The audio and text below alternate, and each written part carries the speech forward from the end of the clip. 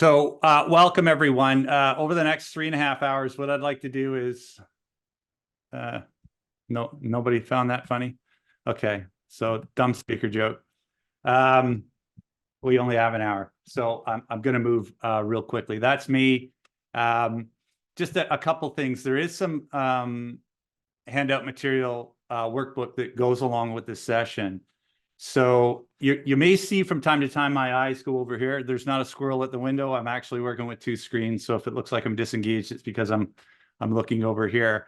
The other thing is I'm going to provide my email address. Sometimes when we talk about stress and burnout, energy, health management, we don't want to voice out loud in front of folks we don't know some of the stuff that's going on. So if you've got a question specifically that you'd like to give me, I'm going to give you my personal email address before we're done here today. So let's go ahead and jump in. We got a lot of ground to cover. So I want to talk about energy health management, which is a subsection or an overview of a bigger program called Energy Health Performance, which is co-authored by myself and Dr. Sean Richardson, who did a PhD on injury in elite athletes. And where the applicable piece for us is learning about how energy demands can impact our performance and how they can set us up to either win or face specific challenges, which we've seen a lot of over the last couple of years.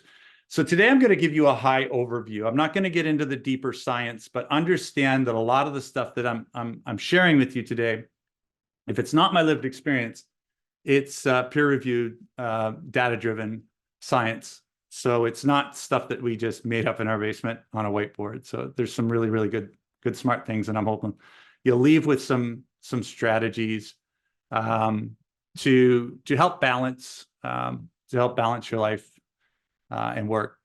So before I go forward, I need to go back because context is everything. So in 1989, this was actually a picture of me. I struggled with my mental health. I struggled with homelessness. I would have been somebody you see pushing a shopping cart around the downtown east side of Vancouver. Right. So one of the biggest things I believe in is possibility and the ability for us as human beings to change and adapt.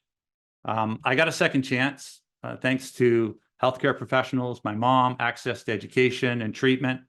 I went to treatment. I went to college, graduated with honors, came back out to Vancouver. And in less than 12 years, I was a celebrated entrepreneur. But I didn't stop there. In 2016, I did a Pay It Forward project that saw me walk 9,064 kilometers across Canada, pushing a shopping cart, a symbol of chronic homelessness, talking about what we need to do to better protect young people. So I live in the context that anything is possible. I also understand that if you're coming to this today and you're feeling a little burnt out or flat, or you've been struggling for a long time to find balance, a lot of what I'm going to say over the next hour or 50 minutes is going to sound like Charlie Brown's teacher, want, want, want, want, want. Because when we are at that low ebb, it's difficult for us to get the cheese back on our cracker and to get that balance back. So I understand that. And most of the instruction that I'm going to be pointing to today are small micro changes. When we take on too much, oftentimes the brain kicks back and we don't end up adopting those well-meaning plans for any long-term period of time. So with this idea that anything is possible, I want each and every one of you right now, and you don't have to share this with me, this is your own personal goal. I want you to set a goal that you have that's something medium to large to deal with self-care that you'd like to accomplish between now and the 31st of December. So think about that just for a moment, maybe write it down or capture it on your phone. Now, the best way to get my attention through today's session is in the chat. I'm going to be asking you some questions. If you do have a specific question, put it in Q&A. I'll leave some time at the end and we'll try to drive through those questions. But if you've got a comment, and when I ask you a question, I'd really appreciate it if you could participate through that chat feature, right? So hopefully you've landed on a goal. Maybe it's something to do with a relationship. Maybe it's something to do with sleep or hydration or exercise. Maybe it's something to do with better balance with your mental, emotional health. Maybe it's about boundaries. Whatever it is, hold that because we're going to come back to it. And the question I have for you now, as we jump into this, is what has been stressing you out? So this is sort of a base question to say, where are the energy demands in your life? So go ahead in the chat feature and tell me what what are some of the things that stress you out? What are some of the energy demands or some of the things that are going on in your world right now that, yeah, so I'm not seeing anything come up, so I'm assuming that, oh, here they are in Q&A. Okay. Chat is disabled. Chat is disabled. Yeah, maybe if we could get Krista to turn that chat on. Or let's just put it in the Q&A. Let's just leave it in the Q&A. So what are some of the things that have stressed you out? Throw it in the Q&A for me, okay? Work, kids. Wow, yeah, that's a big one, Carol. Daughter passed away 13 months ago. Actively caring for both my parents. Grief is huge. Work-life balance, work, family dynamics, work, relationship, kids, inflation. Yeah. Poor sleep, divorce, school, money, adult children relationships and their difficulties. Yeah. In-laws, finances, economy, finances, advancing in career, work, challenging clients I work with, work-life balance. So, I mean, we could go on to this, and if we were in a workshop, we could white sheet this and fill the entire room. There's a lot going on in the last 4 years, not to sound trite or repetitive, but we live in a time when we're facing unprecedented change and challenge, right? So when I show this picture right here, what words come to mind for you? By the way, that image made the cover of the book. What are some of the things that this says to you when you see this image of me walking across Canada? Throw that in the chat. Throw that. Big life challenges, perseverance, yeah, strength, resilience, endurance, struggle, dedication, sad why you had to do it, loneliness. You are sacrifice, determination, cold and lonely, survivor, want to change. See, what's really interesting about this, and it's one of the things I want to point to in the program today, is that more times than not, how we weight this image is based on performance. We look at that and we go, that's hard, that's difficult, you know, that's inspiring, or that's challenging. And the reason we do that is we live within a culture where some of the things in the way we see things, we get it wrong. So we live in a culture that celebrates performance. Here's the problem. We love the Stanley Cup. We love the NFL. Kids love Taylor Swift. Why? Because we ourselves want to be our best. And so we strive to be our best. Nobody has ever asked me when they looked at that image, what was going on for your mental health that day, Joe? You see, we give ourselves, and caregivers are statistically are some of the worst at taking care of themselves because they're passionate about the work that we do to make a difference in the lives of others. And so we put ourselves last. The reality is the day this picture was taken, the campaign almost came to a halt because I wasn't taking care of myself. You see, we live where we separate high performance and physical health and well-being. And we see them as kind of only intersecting once in a while. So we've got, you know, the work that needs to get done, the KPIs, the hours that need to be done, the person who didn't show up for the shift, all of this stuff, on top of which we've got all this other stuff going on at home, kids, adult kids, and then we've got our life. Big things going on in relationships, our health, big things going on in the macro environment, politics, environment, wars, right? And the problem is that because we value performance above our physical, mental health, and well-being, is that when we get no indicators that something's a little off, what we do is we tune it out. When Sean showed me this as a behavioral scientist, he explained to me the way the mind works is that we'll actually kind of push that away. We won't acknowledge it. And I said, that to me, as a person of long-term recovery, sounds like denial. He said, it's exactly what it is. We deny ourselves, right? So the problem is that when we put physical and mental health in their own buckets, we alienate it versus including it, right? So we diminish versus validating. We become dismissive versus diagnostic. And that always paints us into a corner where we're reactive versus proactive. Think about a time when you weren't your best. Oftentimes, that's around those who we love the most. And that's because, we get to that point where, yeah, we've sort of more or less painted ourselves into a corner and then look for a way to sort of quickly get, to move forward. And oftentimes things aren't pretty, right? So that's the bad news. The good news is that you can change the way we see this and put physical, mental health, and well-being in a much bigger bucket, right? And so how do we do that? We look at it and say, okay, what are the 4 pieces that support a bigger bucket mentality? 1 is to keep it top of mind. 2 is to validate ourselves and others when we don't feel 100%. 3 is to be bothered to look a little bit more closely at reasons that we feel flat, sick, overwhelmed, and respond effectively. And 4 is be proactive. Put more healthy rituals into our day, our week, our month, rather than waiting until things get bad. The cool thing about the proactive piece is that there's ways that you can do this with an accountability buddy, or ways that you can do this as a team.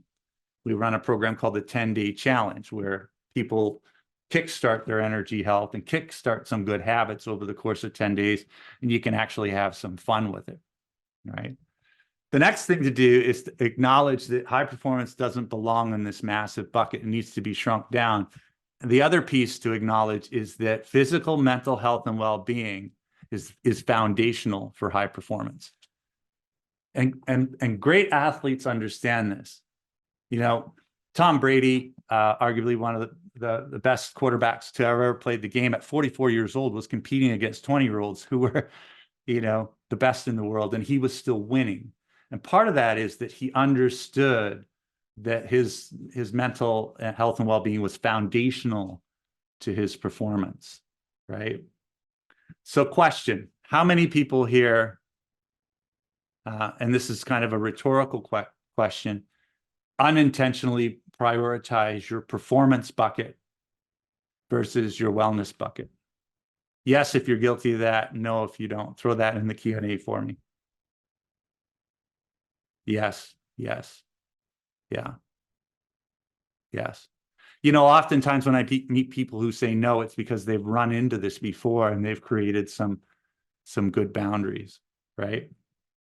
So I want to do a quick checklist with you to see how this is showing up for you in your world. Now, you don't have to share the specifics of this. I'm going to ask you when we're done looking at this checklist, how many of these out of 10 are showing up in your life. So when we feel energy demands or stress in our life, it shows up for us mentally and emotionally, and it shows up for us physically. And then that usually drives a reaction. So let's take a look at, how does energy imbalance show up for you mentally and emotionally? So take a look at this list of 10 items and tell me, I don't necessarily need to know which ones, how many of these out of 10 would you say you've experienced in the last 30 days? Someone's asked me, is it possible to get the slides or this video? It's just moving a bit fast for me to process. Yes, it's being recorded, and yes, there's going to be workbooks. Yeah. Sorry, I've got I want to get over the high level, but you can definitely come back and listen to this again. So when you look at this list of 10, how many of these would you say you've experienced in the last 30 days?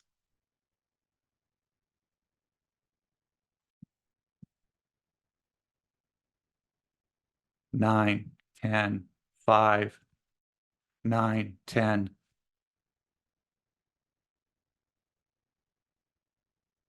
7, 8, 8, 10, 6, 9, several, 6, 9.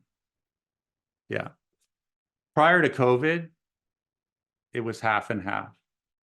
So over the last 4 years, we've seen energy imbalance showing up for a lot of people mentally and emotionally, 5 and higher, right?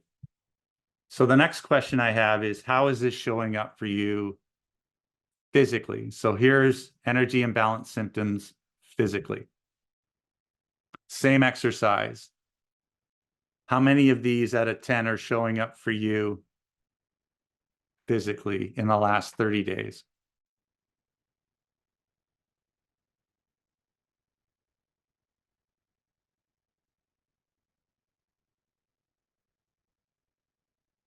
Six, four, 5, 9, 7. This one usually is a little bit better. 8, 3, 4, 6, 10 plus panic attacks and newfound ocular migraines. Okay. Yeah. Oftentimes, if there's a lot going on, most definitely can pop out into more serious health stuff. 7, 5, 4 to 10, 9, right? Okay, I found this on the web for sell stuff 70. Sorry, my phone's being silly. Okay, so then that prompted a Siri response. That was kind of weird. My phone is on mute, so, but anyways, here we are. So the question becomes now, okay, if we're seeing, and there were a lot of you that were north of 5, both mentally, emotionally, and physically, how then does that manifest in the responses to energy, energy, or the needed energy in our lives to get through? And so this what I'm going to show you now is a list of 10 items that are typical responses. By the way, there's no judgment on these at all. Have a look. You don't have to share this with anyone in the group. Just have a look at this and see how many of these sort of resonate for you. By the way, we didn't make these up. These are off of over 20,000 different surveys between both Sean and I, both here in North America and him down in Australia. So when energy is low, these are some of the responses. I don't know about you, but I can resonate with coffee. I'm a big coffee drinker. Netflix. I remember when COVID hit, I found myself at 3:30 in the morning watching the 4th season of The Crown. The Crown isn't even that good, but I was using Netflix and streaming media as a way to decompress. I do the same thing with sports, and it's fine in moderation, but I was actually using it to escape bigger stuff that I wasn't dealing with. So when you look at this, how many of these would you say resonate for you out of 10?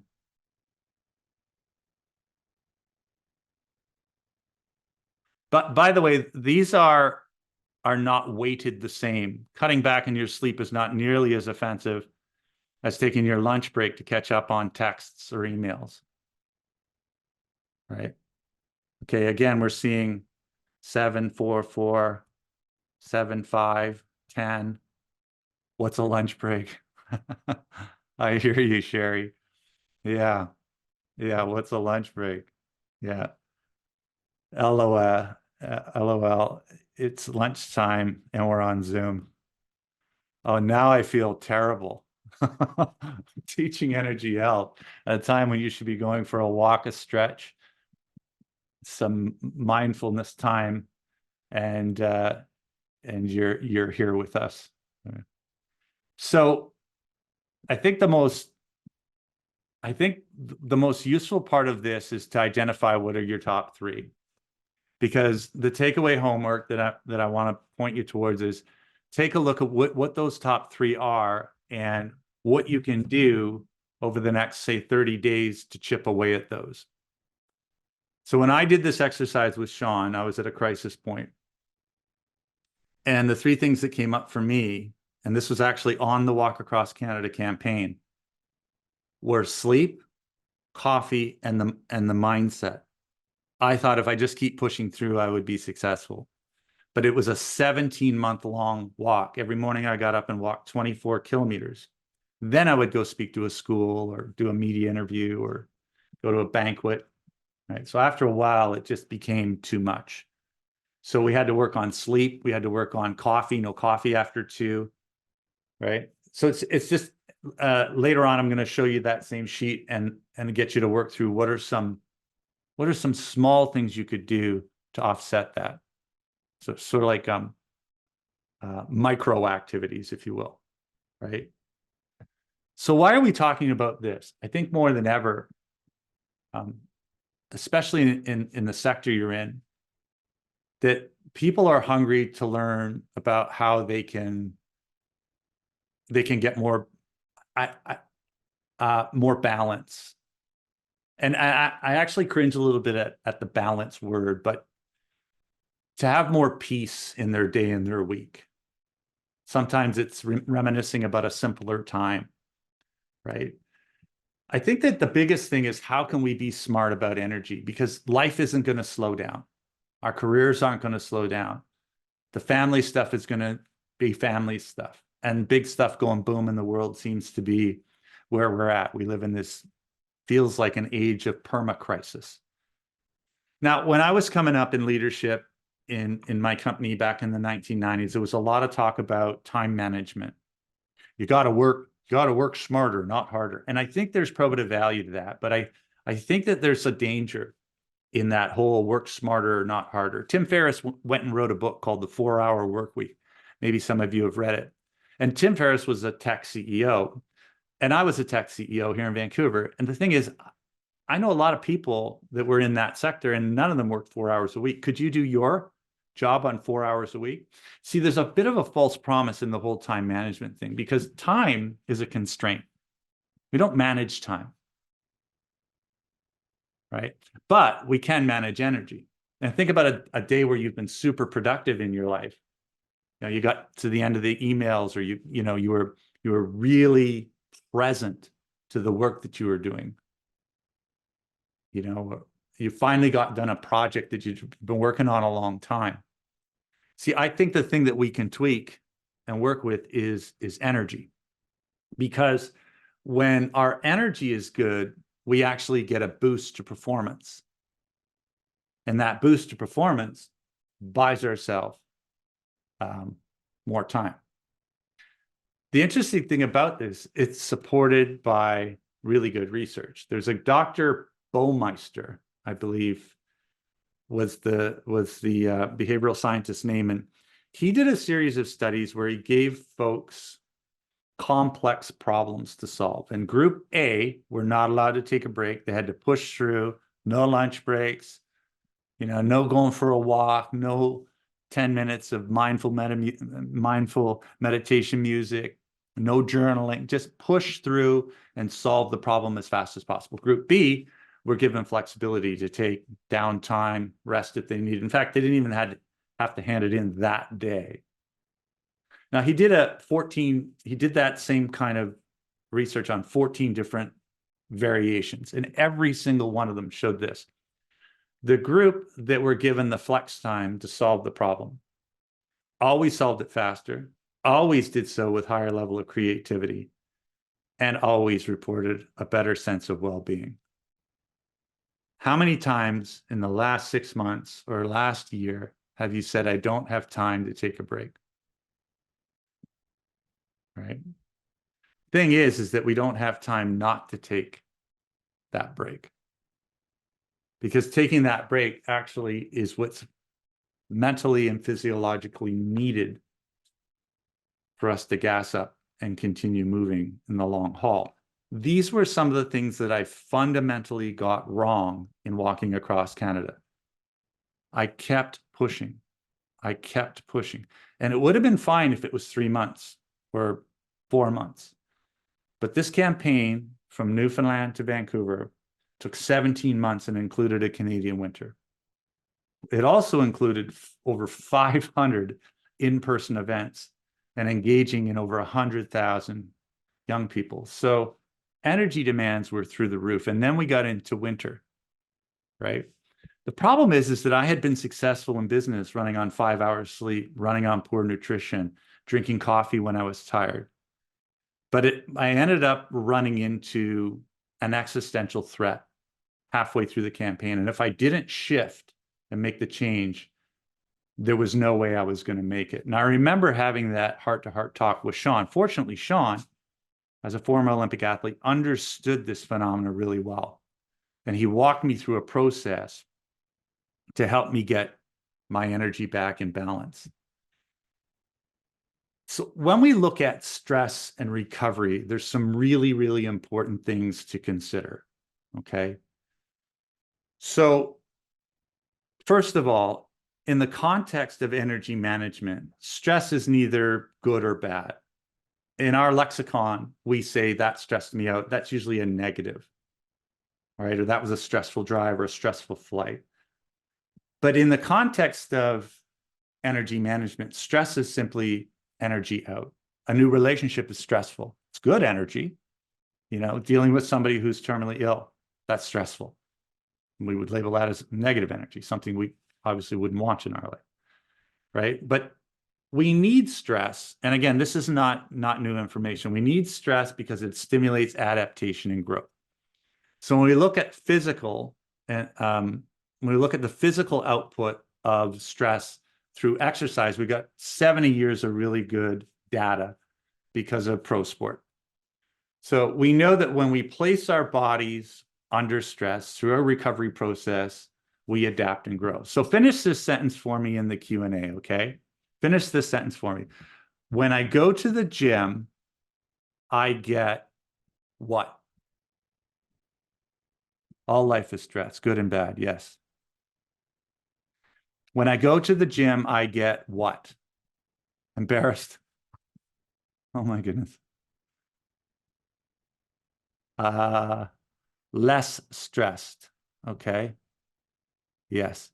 Invigorated, relieved, a release from my day, a better sense of self, me time, energy, a break. Stronger. Okay, that's the word I was looking for, was stronger. Stronger, there's two. I see two strongers. Yeah, better, I get happy.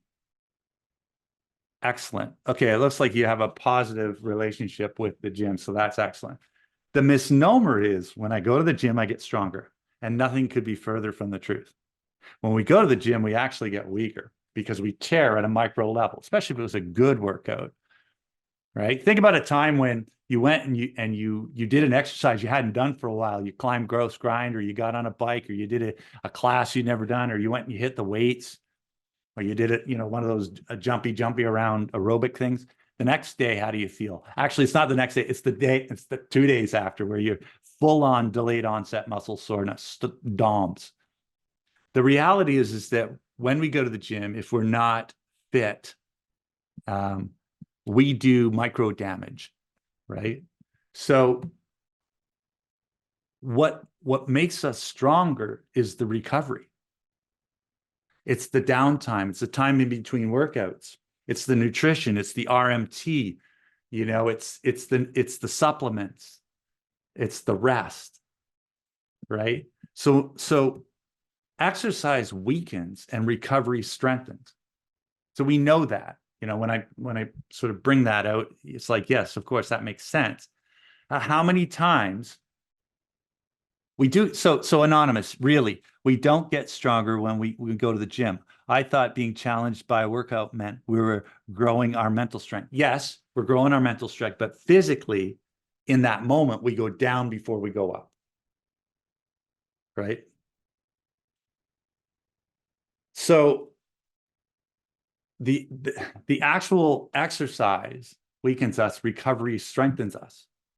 But how many times and how many times do we feel guilty about needing some downtime or recovery time from the mental stuff in our life, from the emotional stuff in our life, from the social stuff in our life? Because if it works that way physically, would it not work that way in other areas of our life? And in fact, it absolutely does. right? So one of the interesting things that Sean discovered when he was doing his PhD is that as he studied 150 of the top athletes from around the world, there were various different stressors that showed up in their life. And some of the athletes were better at managing those stressors. The physical stuff, because they were pro athletes, they were pretty good at managing. It was the mental, the emotional, the social, sometimes the environmental stressors that weren't getting balanced. And those would often determine whether that athlete would get their gold medal or win their respective titles. So that led us to develop something called the stress recovery wheel. And what this does is it's helpful for us to look at where are the big energy demands in our life and what categories do they fall into, right?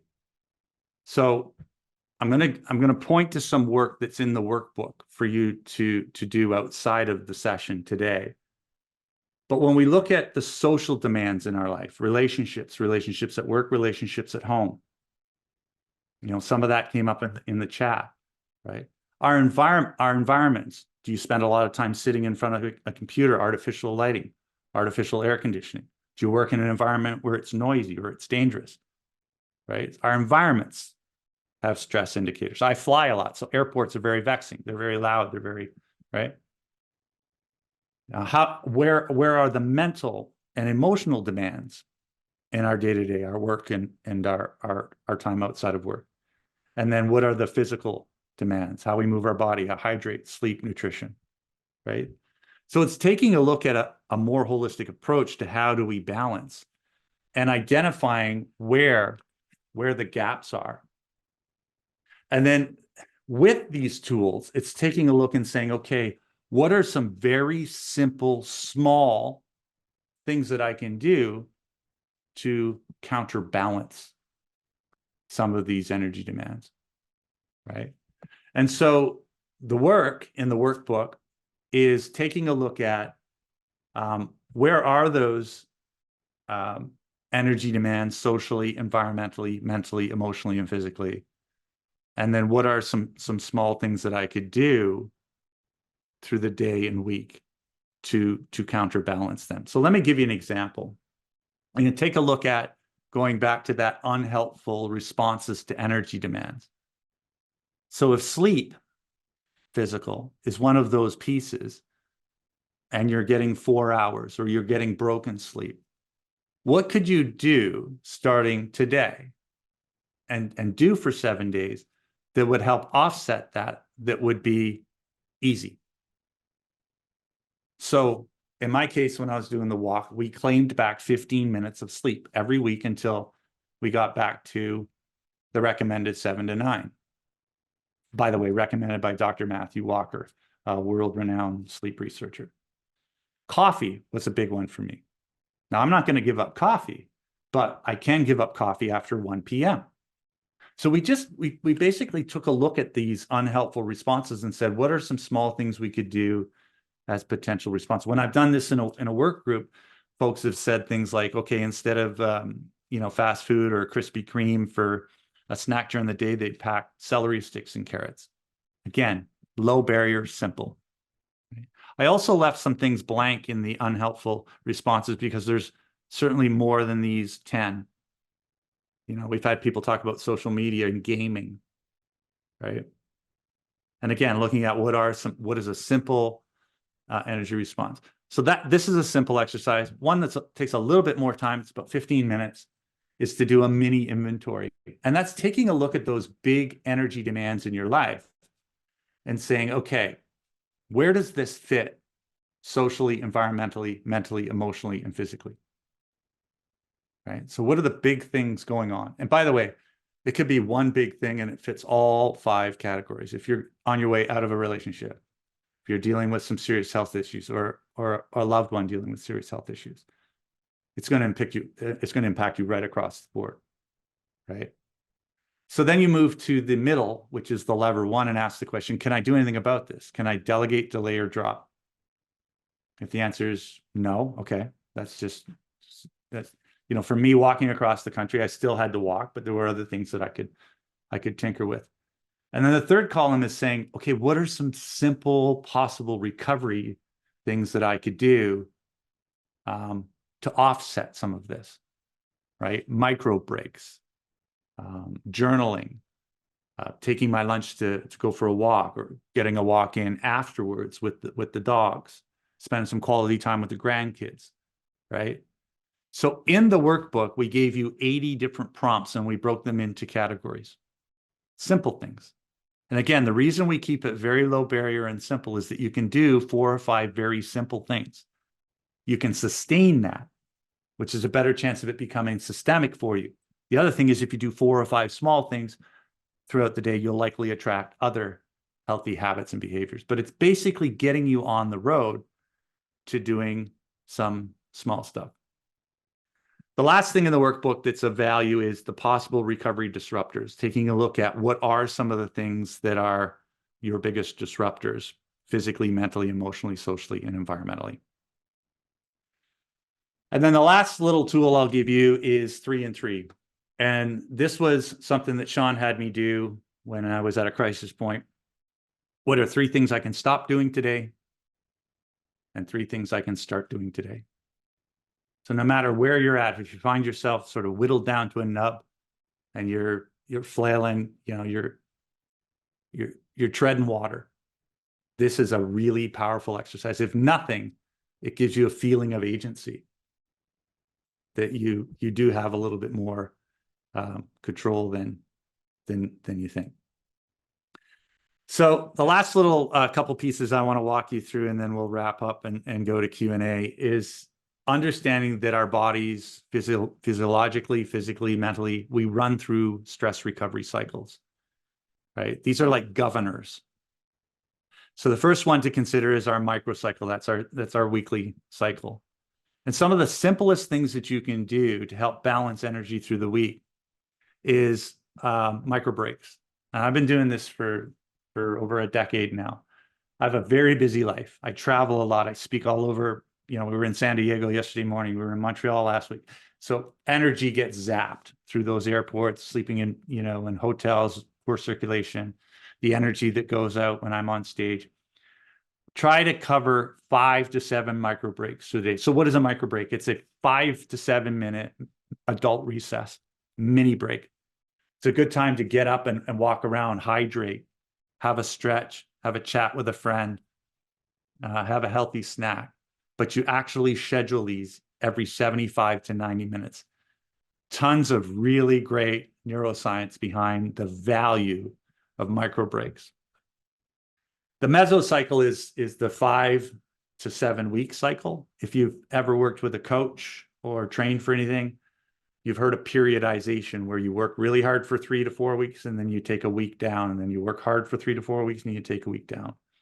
The idea is that in the course of a month, we should have some concentrated downtime, strategic rest, not just physical, but mental, emotional, recharge socially, environmental. I mean, we live in this wonderful province of BC. There's so many ways to recharge, getting outdoors, right?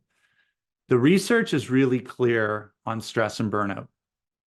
We know that after 3 weeks of moderate to medium stress, we begin to break down mentally and emotionally. Think about that. 3 weeks of moderate to medium stress loads. You know, last year I worked with the ORCNA, which is the Operating Nurses Association of Canada, and nurses that work inside operating rooms.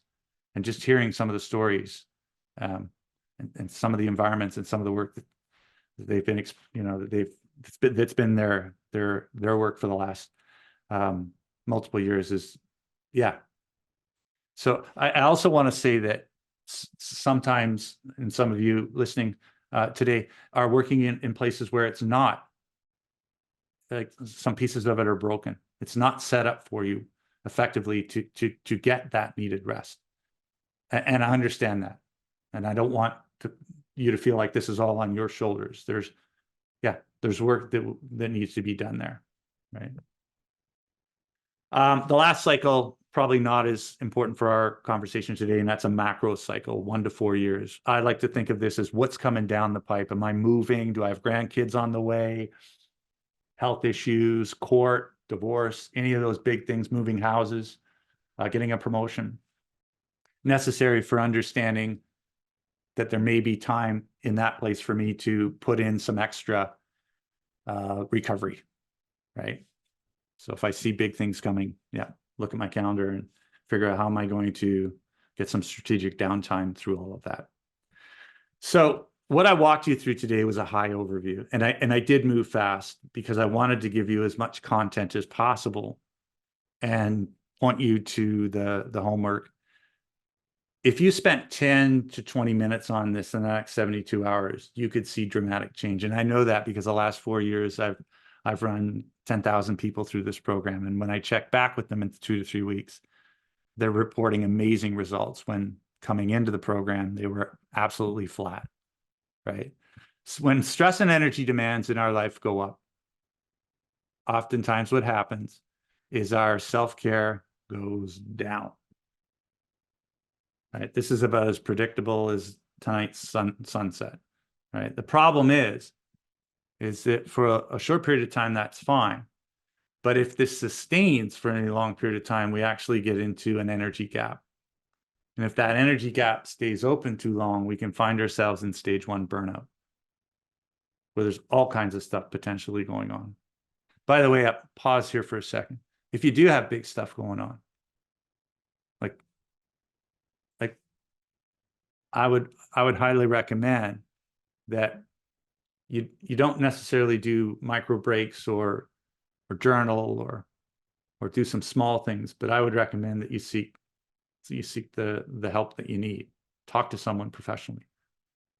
This stuff is real, and when we get to the bottom end of that stage 1 burnout, there's all kinds of really, there's some big stuff there, like suicide ideation, substance use disorder, PTSD, depression.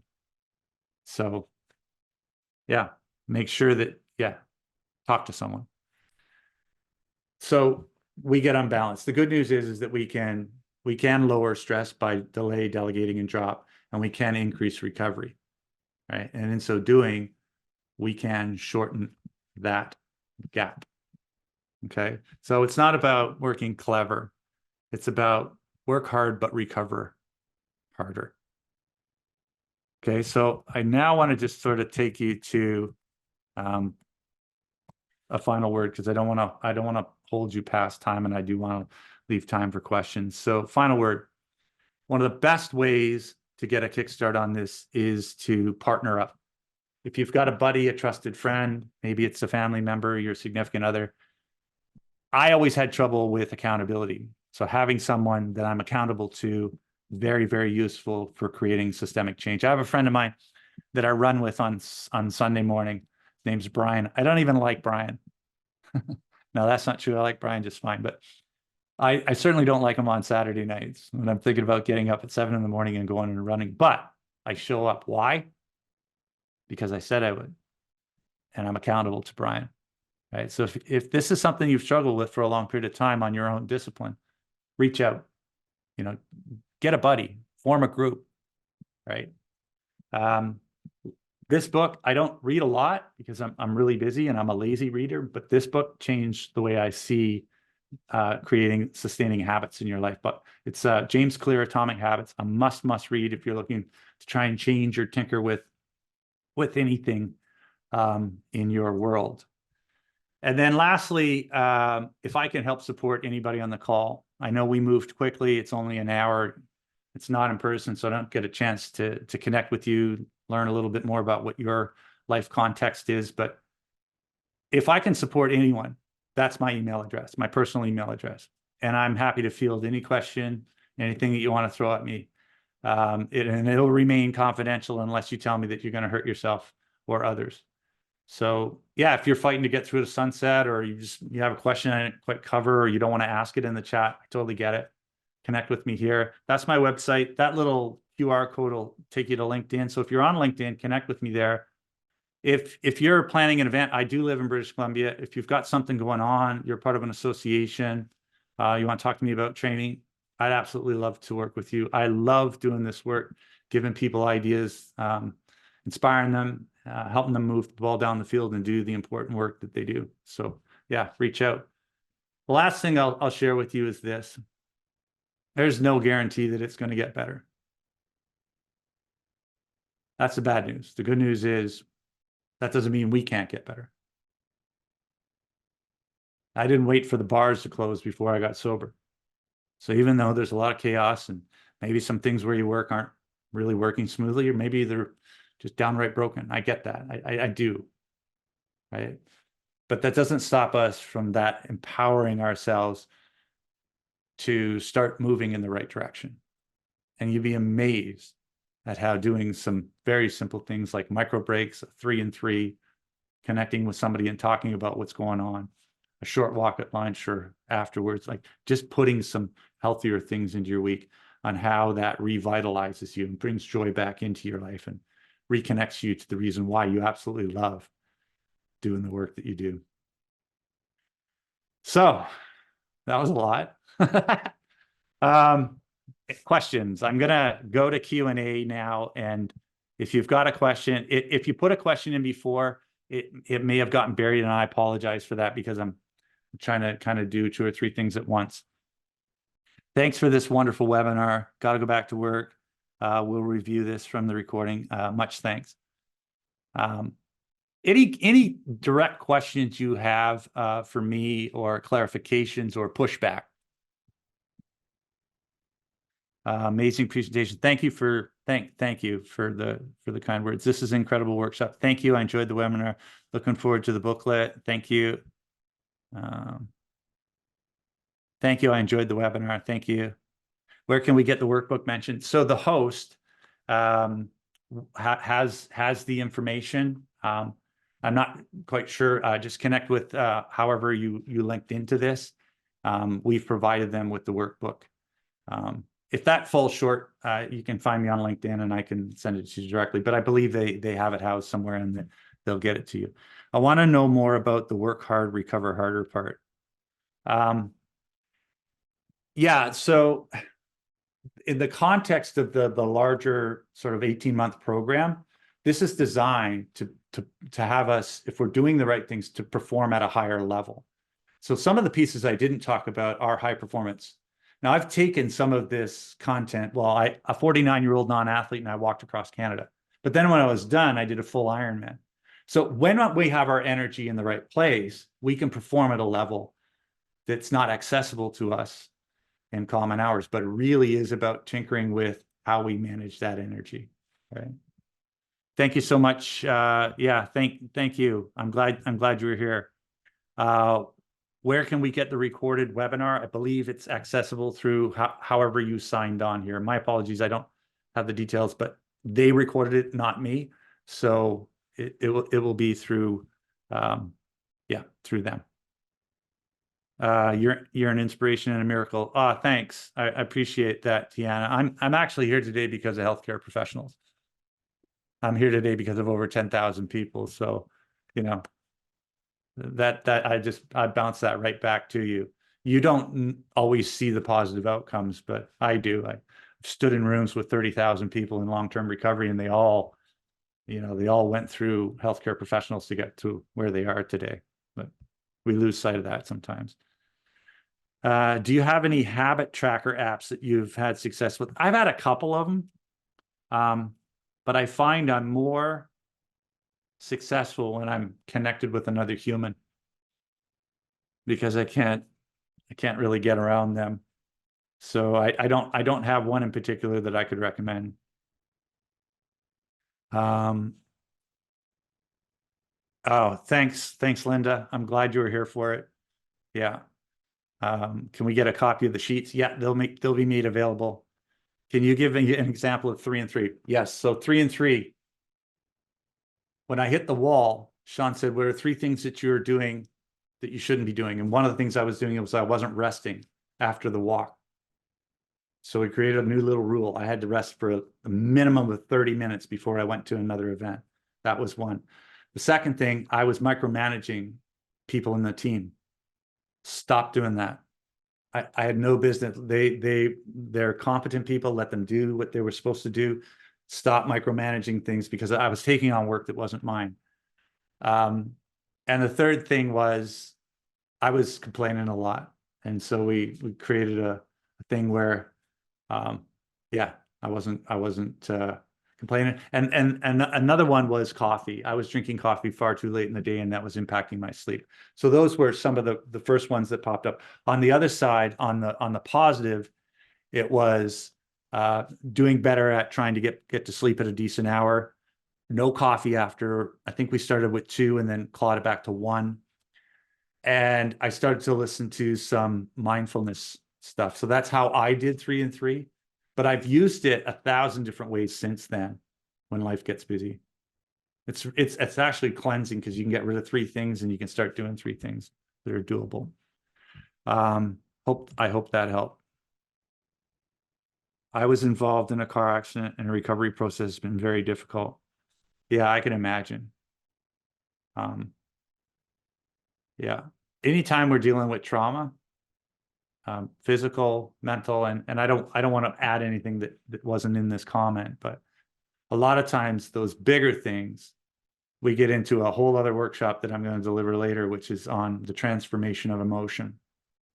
For me, I spent 15 years in sobriety before I actually broke open into some really big space, and that was dealing with some of those bigger pieces.